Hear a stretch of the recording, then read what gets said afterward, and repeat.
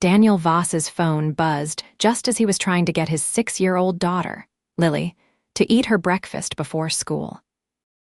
The single father of 15 months since his wife had passed away from cancer juggled the spatula in one hand and his phone in the other, nearly dropping both when he saw the caller ID. "Mike, hey, what's up?" "I'm kind of in the middle of, Dan, I need a massive favor," his best friend's voice came through, tense and desperate. "The charity gala tonight my +1 just bailed and I absolutely cannot show up alone. My boss will kill me." Daniel sighed, watching as Lily pushed her scrambled eggs around the plate. "Tonight, Mike, I don't have a sitter and it's a school night. Mrs. Peterson from next door can watch her. She loves Lily. Come on, man, I'm begging. It's at the Riverside Hotel downtown. Just show up, eat the free food, make small talk for 2 hours, and you're done. Please." Glancing at his daughter, who was now creating an egg mountain with her fork, Daniel weighed his options. Mrs. Peterson had offered to help multiple times since Sarah's death, and he rarely took her up on it. "Fine," he relented. "But you owe me big time. You're a lifesaver. Black tie, be at my place by 6. Daniel hung up and turned to Lily. "Sweetheart, how would you feel about spending a few hours with Mrs. Peterson tonight?" Lily's eyes lit up. "Can we bake cookies again?" "I'll ask her," Daniel promised, already mentally cataloging what was in his closet that could pass for black tie. The construction company he worked for rarely required anything fancier than clean jeans. Hours later, after dropping Lily off next door with promises of cookie baking and an early return, Daniel found himself tugging uncomfortably at the collar of his one decent suit, the same one he'd worn to Sarah's funeral, though he tried not to think about that. "Stop fidgeting," Mike hissed as they entered the grand ballroom of the Riverside Hotel. "Just act natural." "Natural? I'm wearing rented shoes and a tie I had to YouTube how to knot properly," Daniel muttered, eyes widening at the opulence around him. Crystal chandeliers hung from vaulted ceilings, and waiters in white gloves carried trays of champagne and hors d'oeuvres that looked more like art installations than food. "It's for children's education in underserved communities," Mike explained, nodding at various colleagues. "Silverton Foundation's annual fundraiser. My firm handles their legal work, so attendance is basically mandatory." Daniel nodded, accepting a glass of champagne from a passing waiter. "So I just stand around and look interested, pretty much." "Oh, and if Victoria Silverton approaches, just be polite. She's the head of the foundation and basically signs our checks." Before Daniel could ask for more details, Mike was pulled away by a senior partner, leaving him alone in a sea of tuxedos and evening gowns that probably cost more than his monthly mortgage. Feeling distinctly out of place, Daniel made his way to a quiet corner near a massive ice sculpture. He pulled out his phone to check on Lily, smiling at the photo Mrs. Peterson had sent of his daughter with flour on her nose. Not enjoying the party either. The voice beside him made Daniel nearly drop his phone. He turned to find a woman in a simple but elegant navy blue dress, her dark hair falling in loose waves around her shoulders. Unlike many of the guests, her jewelry was minimal, just small diamond studs and a delicate bracelet. "That obvious, huh?" Daniel smiled, tucking his phone away. "You're hiding in the corner checking your phone. Classic avoidance behavior." Her smile was warm, making her dark eyes crinkle at the corners. "I'm Vivian, by the way, Vivian Silverton." Daniel's stomach dropped as he remembered Mike's warning about the foundation head, Daniel Voss. "I'm, here with my friend Mike Lawson from Sterling and Associates." "Ah, one of our lawyers," she nodded. "And what do you do, Daniel Voss?" "I'm a site manager for RCB Construction," he replied, half expecting her to excuse herself now that she'd discovered he wasn't among the wealthy elite. Instead, her eyes lit up. "Really? I've been fascinated by construction since I was a kid. My father used to take me to building sites when I was little. What are you working on currently?" Surprised by her genuine interest, Daniel found himself describing the mixed-use development his team was building downtown. Vivian asked intelligent questions about sustainability practices and community impact, showing a knowledge that went beyond casual interest. "Sorry," he said, after realizing he'd been talking about load-bearing walls for 5 minutes. "I don't get to geek out about this stuff much, especially not at." He gestured around the ballroom, places like this. "Please, this is the most interesting conversation I've had all night," Vivian laughed. "These events can be." She lowered her voice, mind-numbingly boring. "But isn't this your foundation?" The words slipped out before Daniel could stop them. Vivian's expression shifted almost imperceptibly. "Yes. Well, even when it's your own party, small talk about yacht clubs and stock portfolios gets old. Speaking of which," she glanced over his shoulder, "my aunt is heading this way, which means I'm about to be introduced to another suitable young man from a good family." She made air quotes with her fingers. "Save me." Without thinking, Daniel offered his arm. "Would you like to see the garden terrace? I hear the view of the river is amazing." "My hero," Vivian said with a genuine smile, slipping her hand through his arm. The garden terrace was mercifully quiet, with string lights twinkling above and the soft sounds of the river below. They found a bench near the edge, where the city lights reflected on the water. "So," Vivian said, settling beside him, "what really made you check your phone back there?" "Hot date waiting," Daniel laughed. "Not exactly. My daughter Lily, she's 6, staying with my neighbor tonight." "You're married?" Vivian asked, and Daniel noticed a flicker of something disappointment cross her face. "Widowed," he replied quietly. 15 months ago, cancer." Vivian's hand touched his arm gently. "I'm so sorry, Daniel. That must be incredibly difficult." "Every day," he admitted, "but Lily keeps me going. She's got her mother's spirit, resilient, stubborn in the best way." As the night air grew cooler, they talked about everything and nothing: favorite books, worst cooking disasters, childhood dreams. Daniel found himself telling her about his struggles as a single parent, the way he sometimes felt he was failing Lily despite his best efforts. "Last week, she needed to bring cupcakes for a class birthday.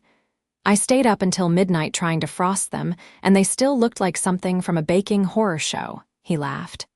"What did Lily think?" Vivian asked. "She told her teacher her daddy made them with extra love, which is why they looked funny." The memory warmed him. "Kids are pretty amazing that way." "She sounds wonderful," Vivian said softly. "You're doing a great job, Daniel." Any child who talks about their parent with that much love is being raised right. Daniel glanced at his watch, surprised to see that nearly an hour had passed.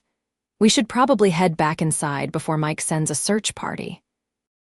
As they walked back toward the ballroom, Vivian asked, "Would you and Lily like to have lunch sometime? There's a place by the river with boats the kids can watch. My nephew loves it there." Daniel hesitated, struck by the unexpected invitation. Before he could respond, the ballroom doors opened, and an older man in an impeccable tuxedo approached them. "Victoria, there you are.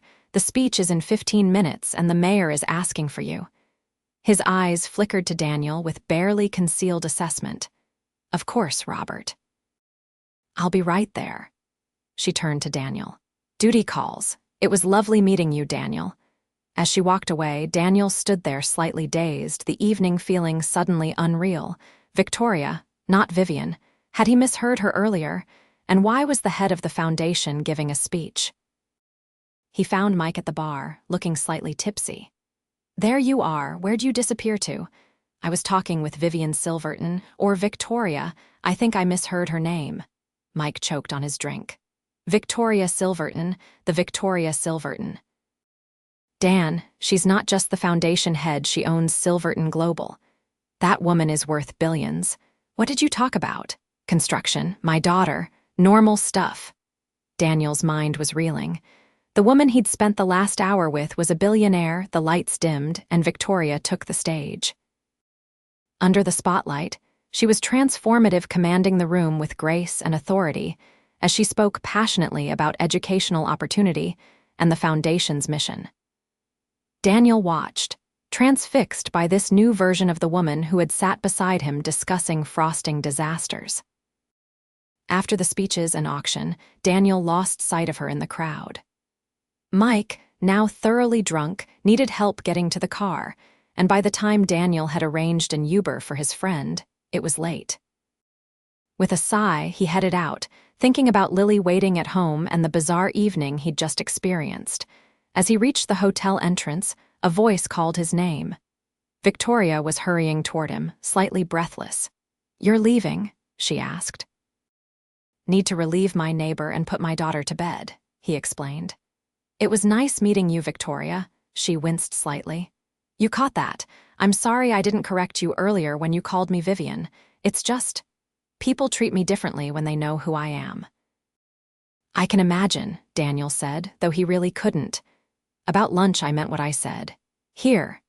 She handed him a business card with a handwritten number on the back. "My personal cell, no assistants, no gatekeepers." Daniel accepted the card, unsure what to say. "I should warn you, Lily can talk endlessly about dinosaurs and has strong opinions about which Disney princess is best." "Sounds perfect," Victoria smiled. "I look forward to hearing all about it." 2 days later, Daniel still hadn't called the number. He stared at the card during his lunch break at the construction site, debating with himself.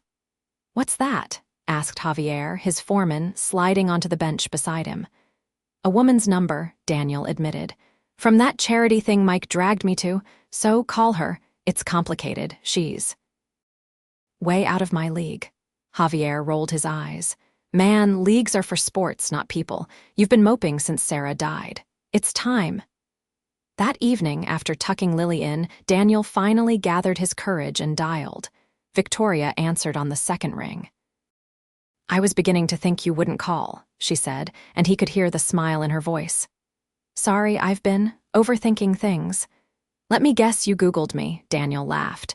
"No, actually, Mike filled me in. It was a bit of a shock." "I understand if that changes things," Victoria said carefully. "It doesn't," Daniel surprised himself by saying. "But I should be honest, I'm a single dad with a mortgage, student loans, and a very opinionated 6-year-old. My idea of a fancy night out is when Olive Garden has breadstick specials." Victoria's laugh was warm. "Daniel, I spent an hour talking with you about concrete foundations and cupcake disasters, and it was the best conversation I've had in months. Let's just be Victoria and Daniel having lunch and see where it goes from there." They arranged to meet that Saturday at the Riverside restaurant Victoria had mentioned. As Daniel helped Lily choose an outfit that morning, he felt a mixture of excitement and trepidation. "Is this like a date, Daddy?" Lily asked, shrewd beyond her years.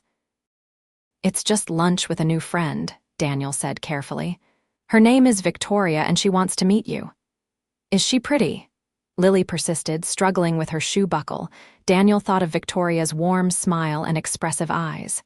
"Yes, she's very pretty and smart and kind." "Like Mommy was."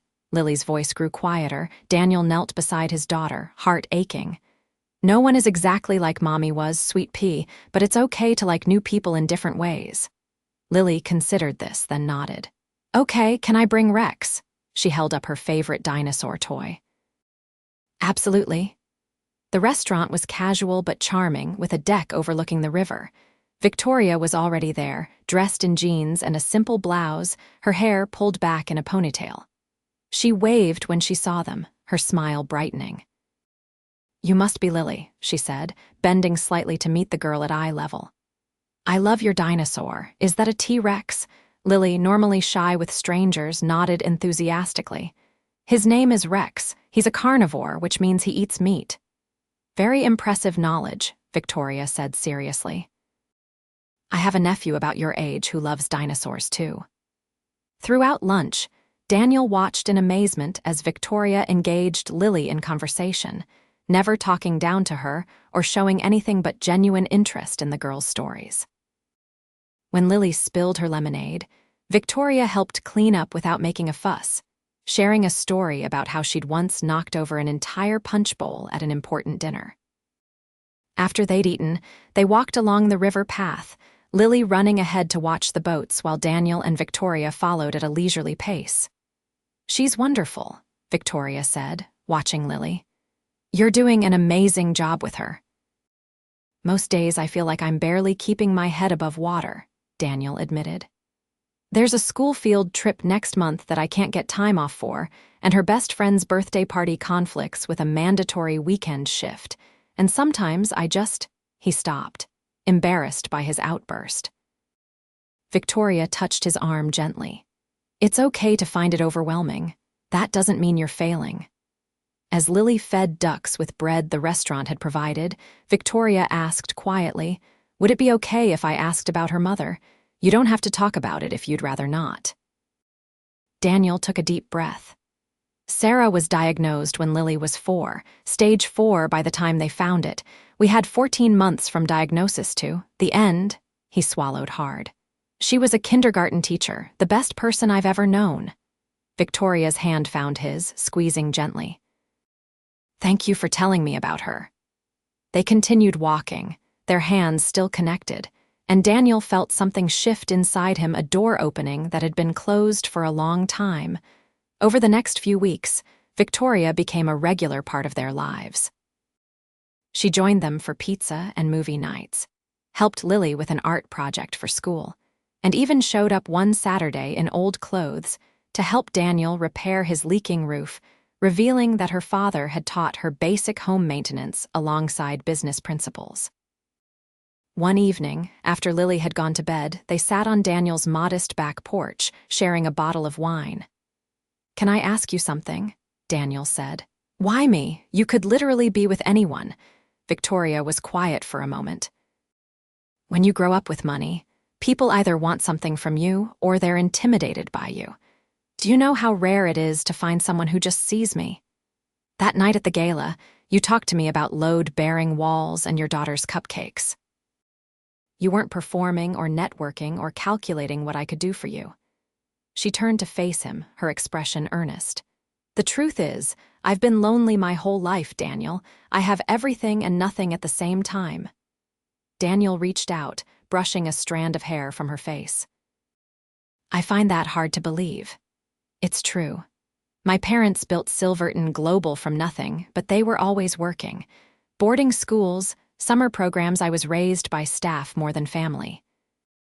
Then my parents died in a plane crash when I was 22, and suddenly I was running a global corporation and a foundation with no idea what I was doing." "You seem to be doing pretty well," Daniel said softly. Victoria smiled. "I've gotten good at appearing competent. But this," she gestured between them, "this is real in a way my life rarely is." Daniel leaned forward and kissed her, gently at first, then with growing intensity as she responded. When they finally pulled apart, both slightly breathless, Victoria rested her forehead against his. "I'm falling for you, Daniel Voss," she whispered, "and it terrifies me." "Good," he replied, "because I'm terrified too." Their relationship deepened over the following months. Victoria attended Lily's school play, cheering loudly when the girl delivered her 2 lines perfectly as a tree in the forest. Daniel supported Victoria through a tense corporate merger, bringing her homemade soup when she worked late nights.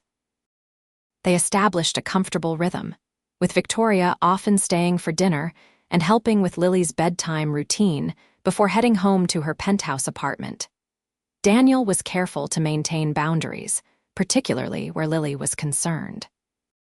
He knew children formed attachments quickly, and he wouldn't risk his daughter being hurt if things didn't work out. But as spring turned to summer, he found himself imagining a future with Victoria in it permanently. The first real test of their relationship came when photos of them appeared in a tabloid business magazine. "Silverton heiress, slums IT with construction worker," read the headline, with unflattering paparazzi shots of Daniel and Victoria at the park with Lily. Daniel saw it at a convenience store while buying milk. He stared at the magazine rack, a cold feeling spreading through his chest. This was the reality of Victoria's world, a world he didn't belong in. That evening, Victoria arrived at his house in a state of barely controlled fury. I've already had my legal team contact them, she said, pacing his living room after Lily had gone to bed. They'll print a retraction, but the damage is done. I'm so sorry, Daniel. It's not your fault, he said, though the words felt hollow. It is, though. This is my life, invasive, public, constantly scrutinized. She stopped pacing, her expression anguished. Maybe this was a mistake. Maybe I was selfish to think this could work. Daniel felt something crack inside him. Is that what you want, to end this? No, the word burst from her. God, no. I want to be with you and Lily. I want Sunday mornings making pancakes and arguing over whose turn it is to take out the trash. I want normal. Victoria, your life will never be completely normal, Daniel said gently. You run a multi-billion-dollar corporation. That's who you are. It's what I do, not who I am, she corrected him. Who I am is the person who loves your daughter's dinosaur stories and your terrible dad jokes. Who I am is the woman who feels more at home in your cramped kitchen than in my empty penthouse. Daniel pulled her into his arms. Then we'll figure it out, together. The tabloid incident faded, but it left Daniel with nagging doubts. He began noticing the disparities between them more acutely, the way restaurant staff fawned over Victoria, the casually expensive gifts she gave Lily, despite his protests, the bemused looks from his coworkers when her driver dropped her at the construction site for lunch. These feelings came to a head when Victoria invited them to spend a weekend at her family's lake house. What Daniel had imagined would be a cabin turned out to be a sprawling estate with a private beach, boat dock, and staff. As Lily explored the grounds with childish delight, Daniel felt increasingly out of place. That night, after Lily had fallen asleep in a bedroom larger than their entire apartment, Daniel found Victoria on the dock, staring out at the moonlit water. This isn't going to work, is it? She asked without turning around. Daniel sat beside her, his heart heavy. I don't know, I want it to. But I can't provide this for you, he gestured at the estate. I can't give you the life you're accustomed to. Victoria turned to him, eyes flashing. I never asked you to. I have money, Daniel, more than I could spend in 10 lifetimes. What I can't buy is what you and Lily give me freely, a family, a place where I belong. You deserve someone who fits into your world, Daniel insisted. Stop. Victoria's voice was firm. Stop deciding what I deserve. I'm a grown woman who knows exactly what she wants. If you don't want to be with me, that's one thing, but don't use my wealth as an excuse. Her words struck him like a physical blow. Was that what he was doing, using her wealth to protect himself from the risk of loving again? I'm scared, he admitted finally. Not of your money, but of what happens if I let myself love you completely, let Lily love you, and then lose you too. I couldn't survive that again. Victoria took his face in her hands. I can't promise we won't face challenges. But I can promise that I will fight for us every day, with everything I have. Because what we've built is worth fighting for. In the quiet of the night, with the water lapping against the dock, Daniel made his choice. He pulled Victoria close and kissed her, pouring all his fears and hopes into the contact. When they broke apart, he knew with absolute certainty that some risks were worth taking. The following months brought adjustments for all of them. Victoria gradually spent more nights at Daniel's house than her own apartment. She attended parent-teacher conferences with Daniel, and he accompanied her to business events. They established firm boundaries. Victoria wouldn't use her wealth to override Daniel's parenting decisions. And Daniel wouldn't let pride prevent Victoria from sharing her resources when appropriate. Lily blossomed with the additional love and attention, though she still had moments of missing her mother intensely. Victoria never tried to replace Sarah in the girl's heart, instead helping Lily create a memory box where she could keep special items that reminded her of her mom. 1 year after their first meeting at the charity gala, Daniel took Victoria back to the garden terrace of the Riverside Hotel. As they stood looking out at the same view where they'd first really talked, Daniel reached into his pocket.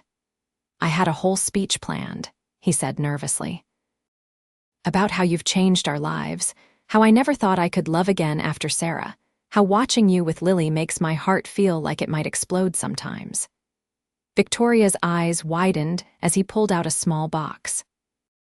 "But the truth is simpler than all that," Daniel continued, opening the box to reveal a modest but beautiful diamond ring. "I love you. Lily loves you, and if you'll have us, we want to be your family officially." Tears spilled down Victoria's cheeks. "Yes," she whispered. 1,000 times yes. Their wedding, 6 months later, was an intimate affair in Daniel's backyard, with Lily as flower girl and only their closest friends in attendance. Victoria wore a simple white dress. Daniel wore a new suit, not rented this time. And they wrote their own vows promising partnership, honesty, and a lifetime of both ordinary and extraordinary moments together. After the ceremony, as guests mingled and Lily showed off her new official bonus mom to anyone who would listen, Victoria pulled Daniel aside. "I have a wedding present for you," she said, handing him an envelope. Inside was a deed to a piece of land not far from the city, large enough for a house with a yard for Lily to play in, but not ostentatious. "I thought we could build something together," Victoria explained. "Literally, a home that's truly ours, not mine or yours. You could design it. We could make decisions together." Daniel felt his throat tighten with emotion. It was the perfect gift, not Victoria simply buying them a mansion, but offering a project they could create together, blending their skills and dreams. "There's one more thing," Victoria said, a nervous smile playing at her lips. "I was going to wait to tell you, but..." She guided his hand to her stomach. "It seems Lily might be getting that little brother or sister she's been asking for." Daniel stared at her in wonder, before lifting her off her feet in a joyful embrace, their laughter drawing Lily to their side. As he held his family close, Daniel marveled at how completely his life had transformed since that night he'd reluctantly agreed to be Mike's +1. 5 years later, Daniel stood in the kitchen of their custom-built home, watching through the window as Victoria chased their 3-year-old son Thomas across the lawn, while 11-year-old Lily offered commentary from her perch in the treehouse Daniel had built last summer. Victoria had stepped back from day-to-day operations at Silverton Global, taking on a strategic role that allowed her more time with the family while still using her business acumen. Daniel had started his own sustainable construction company with Victoria's encouragement, focusing on environmentally responsible building practices for moderate-income housing.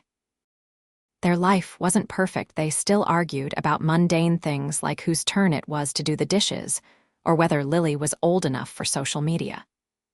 Victoria sometimes got pulled into work emergencies, and Daniel occasionally felt pangs of insecurity when they attended high society functions. But each night, they fell asleep in each other's arms in the home they had built together, surrounded by the family they had created. And that, Daniel reflected as he stepped outside to join them in the yard, was worth more than all the billions in the world. "Daddy." Thomas squealed, running toward him on chubby legs. "Dad, tell Victoria she has to be the dragon this time. She keeps wanting to be the knight," Lily called from above. Victoria met his eyes across the lawn, her smile as warm and genuine as it had been that first night on the terrace. "Your daughter is very bossy," she said, wrapping her arms around his waist when she reached him. "Wonder where she gets that from," Daniel teased, pressing a kiss to his wife's forehead. "I heard that," Lily shouted, descending from the treehouse. As the afternoon sun bathed them in golden light, Daniel silently thanked Mike for dragging him to that charity gala, thanked fate for putting Victoria in his path, and most of all, thanked himself for finding the courage to open his heart again when it would have been easier to keep it locked away. Sometimes the greatest risks led to the greatest rewards, a lesson he would never forget.